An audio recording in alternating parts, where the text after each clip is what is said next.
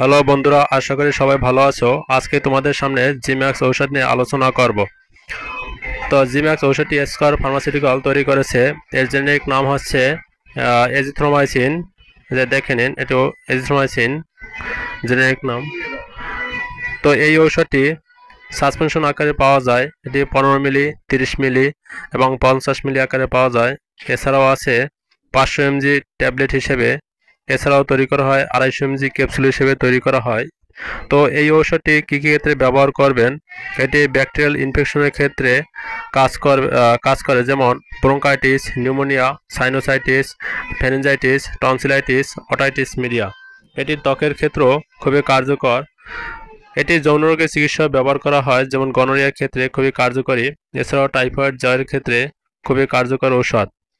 এই ঔষধটি প্রয়োগ মাত্রা ও ব্যবহার বিধি কীভাবে ব্যবহার করবেন? তো ঔষধটি খাবার গ্রহণে অন্তত 1 ঘন্টা পূর্বে অথবা 2 ঘন্টা পরে গ্রহণ করে থাকবেন। এটি পূর্ণবয়স্ক রোগীদের ক্ষেত্রে দৈনিক 500 এমজি করে ট্যাবলেট 7 দিন খেতে পারবেন। শিশুদের ক্ষেত্রে প্রতি কেজিতে 10 মিলিগ্রাম করে জিম্যাক্স দেওয়া যেতে পারে। তো এক্ষেত্রে কোনো শিশুর ওজন যদি 10 কেজি হয়, তাহলে সে 100 এমজি এজিথ্রোমাইসিন পাবে। তো আমরা জানি যে 1 চামচ জিম্যাক্সে 200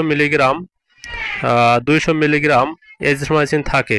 তো সে যদি 100 এমজি পায়, তাহলে তাকে দিতে হবে আধা চামচ এজিথ্রোমাইসিন। তো এই ঔষধটি গর্ভকালীন এবং স্তনদানকালে ব্যবহার করা যেতে পারে, এতে কোনো সমস্যা নাই।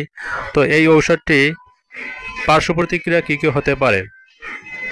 এই ঔষধটি খাবার ফলে বমি বমি ভাব হতে পারে, পেটে ব্যথা হতে পারে, বমি হতে পারে, অস্বস্তি লাগতে পারে, তো গ্যাসের পরিমাণ বেড়ে যেতে পারে, মাথা ব্যথা করতে পারে, ঘুম ঘুম ভাব হতে পারে, মাথা ঘুরতে পারে, তা ত্বক লাল হয়ে যেতে পারে, বুক ধড়ফড় করতে পারে। তো এই ঔষধটি একটি অ্যান্টিবায়োটিক ঔষধ। এই যে আপনারা দেখলেই বুঝতে পারবেন যে এটা একটি অ্যান্টিবায়োটিক ঔষধ। তো এই ঔষধটি 30 ডিগ্রি সেলসিয়াসের নিচে রাখতে হবে, নাহলে তা নাহলে এই ঔষধটি কার্যকারিতা নষ্ট হয়ে যাবে।